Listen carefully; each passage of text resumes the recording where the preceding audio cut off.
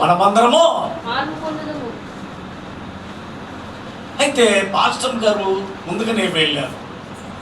ఆమె మొట్టమొదటి వరుసలోకి వెళ్ళింది తెలుసా, ప్రభుతో కలిసి రావటానికి వెళ్ళింది.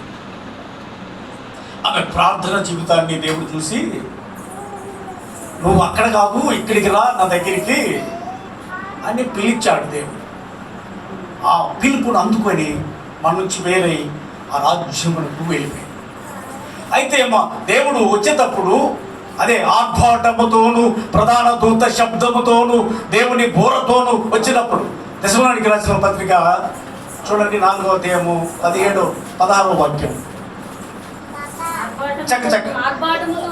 ఆర్భాటముతోను ప్రధాన దూత శబ్దముతోను దేవుని బోరతోను ప్రభువు దిగి వచ్చును. క్రీస్తునందు అండర్లైన్. ఇప్పుడు పాస్టర్ గారు ఎవరందు నిద్రించింది?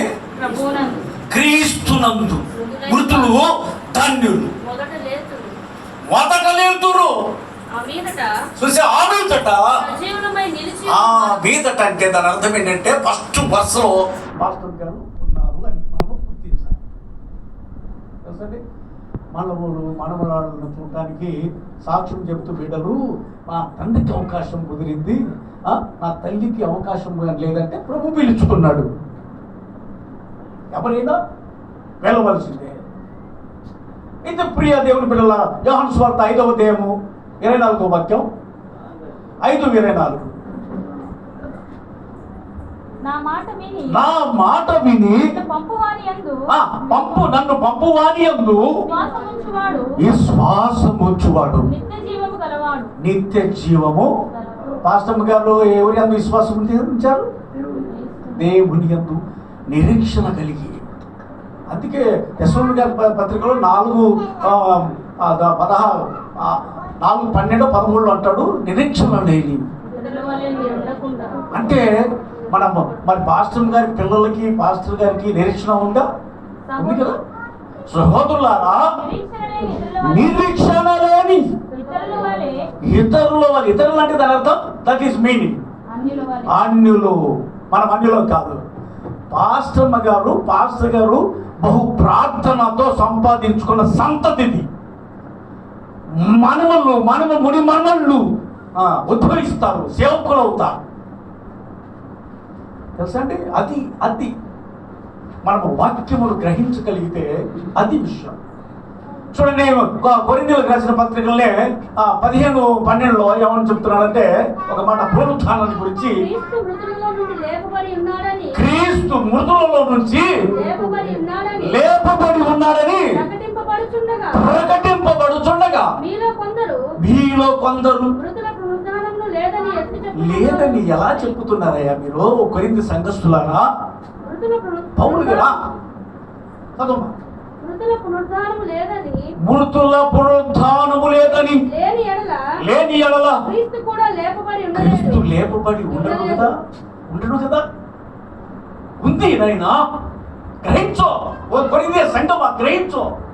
పాస్టర్ గారు మృతుల పునరుద్ధానం అవుతుందని. అయితే యోహాను సువార్త 11:25లో మార్త అడుగుతూ ఉంటుంది ప్రభుని. అందుకు యేసు పైన వచ్చిన చదువుమా 24. మార్త ఆయనతో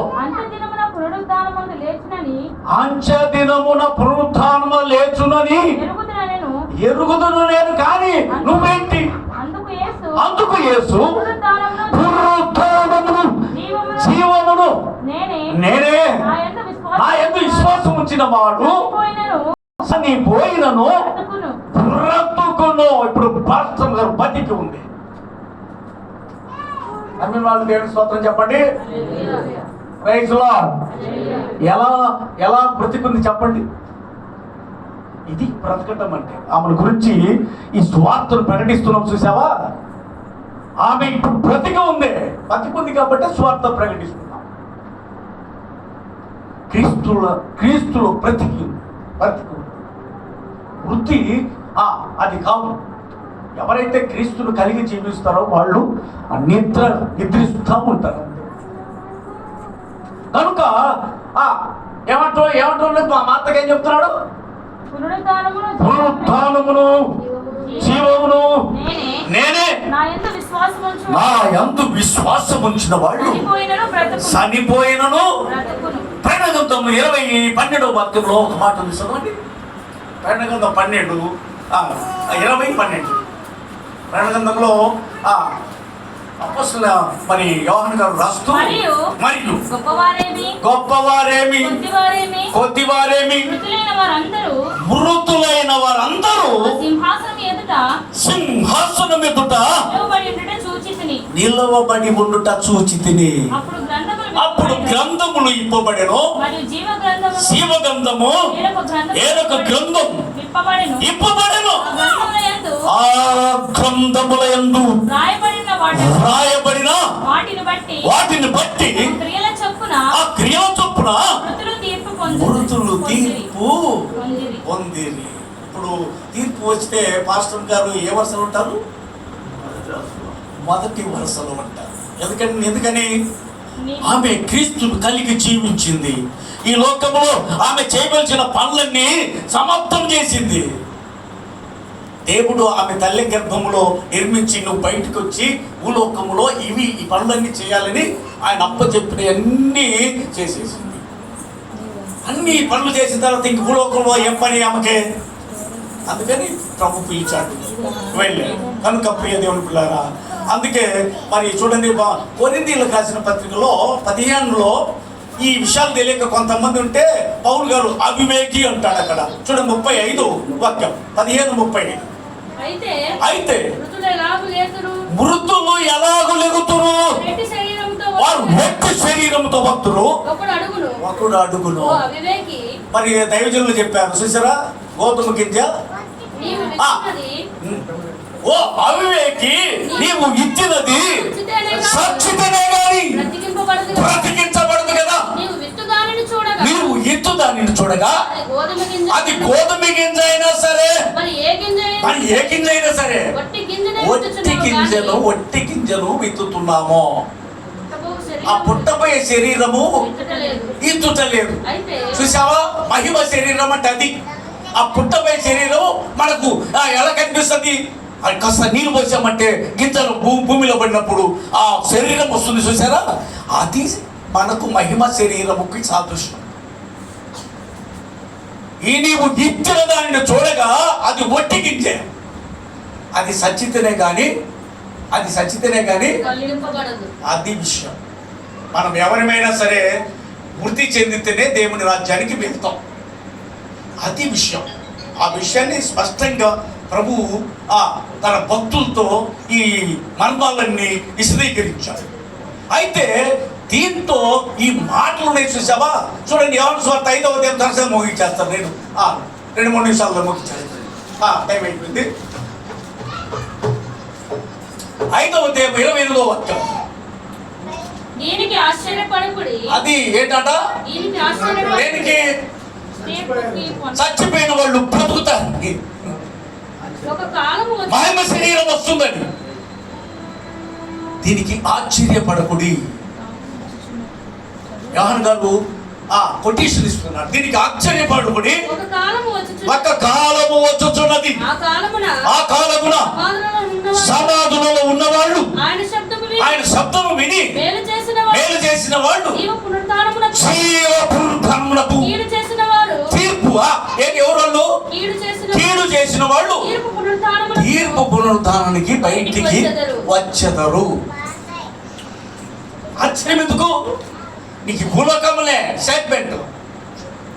ఎవరికైనా సరే వారి సాక్ష్యముల గురించి ప్రభు చూస్తాడు.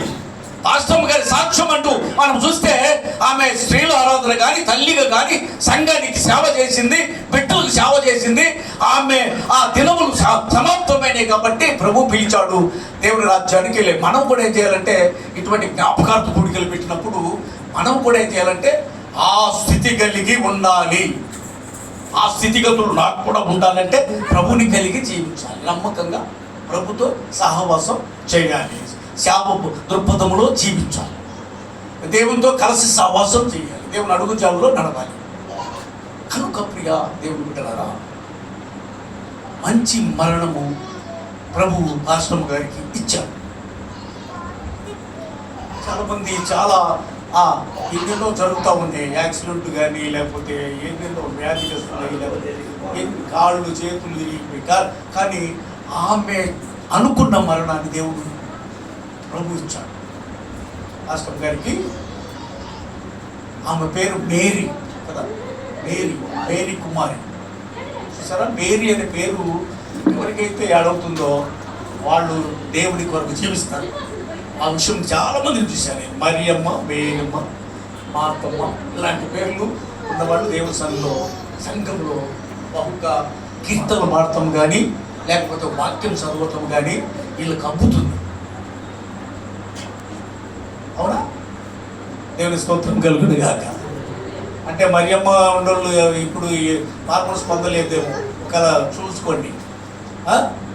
కనుక ప్రియ సంగమా, దేవుని సొత్తైన ప్రజలారా, మరి పాస్టర్ గారు గొప్ప పరిచయం చేసింది తెలుసా. పాస్టర్ గారి కంటే, చార్లెస్ గారి కంటే ఎక్కువ పరిచయం చేసిందని నేను చెప్పగల స్టేట్మెంట్. ఎందుకంటే ఆమె ఆధ్యాత్మిక జీవితంలో చాలా వరకు మేము చూసాం. ఆమెతో ముఖాముఖిగా మాట్లాడిన అనుభవాలు ఉన్నాయి తెలుసండి. అందుకని ఆమె మరణించడం వలన బిడ్డలు దుఃఖించవచ్చు, కానీ మరి పాస్టర్ చార్లెస్ గారు దుఃఖించవచ్చు, కానీ దుఃఖం అనేది మనకు కుదరదు. అంతే, నిరీక్షణే మనకు ప్రాముఖ్యం. కాబట్టి నిరీక్షించి మరి దేవుని సన్నిలో మరి ఒకవేళ పాస్టర్ గారి కొరకు, బిడ్డల కొరకు, ఆ కుటుంబం కొరకు, సంఘాని కొరకు ప్రార్థన చేయండి. సార్ ఏం చేయాలి? ప్రార్థన చేయండి. ఏం చేయాల్సిన అవసరం లేదు. సంఘం విస్తరించాలని, ఇగో ఈయన ఉన్నాడు చూసావా, ఆయన పాస్టర్ అవ్వాలని, బిడ్డలు ఇంకా అభివృద్ధి పదవులకి దేవుడు తీసుకురావాలని, తన దాసుడికి విడిచిపోయిన కొరత ఎవరు తీర్చలేరు కానీ ప్రభువే తీరుస్తున్నారు. కాబట్టి బలము, శక్తినిచ్చి, ఆరోగ్యము దయచేసి అనేక ప్రాంతాలకు వెళ్ళి గొప్ప సేవ చేయాలని మనమందరం ప్రార్థన చేయాలని కోరుకుంటూ, మరి పాస్టర్ గారి ఆత్మకు శాంతి కలిగేయండి. లాస్ట్ వచ్చినము చూడండి, లాస్ట్ వచ్చిన కొరింథీయులకు రాసిన పత్రిక 4 దశలోనికి రాసిన పత్రికలో 4వ అధ్యాయంలో 17వ వాక్యం 18వ వాక్యం చూడండి. 18గా అది విషయం, అది విషయం. ఎట్లా? ఏ మాటలు? అంతేగాని వేరే మాటలతో అన్నాడా? ఈ మాటలు అంటే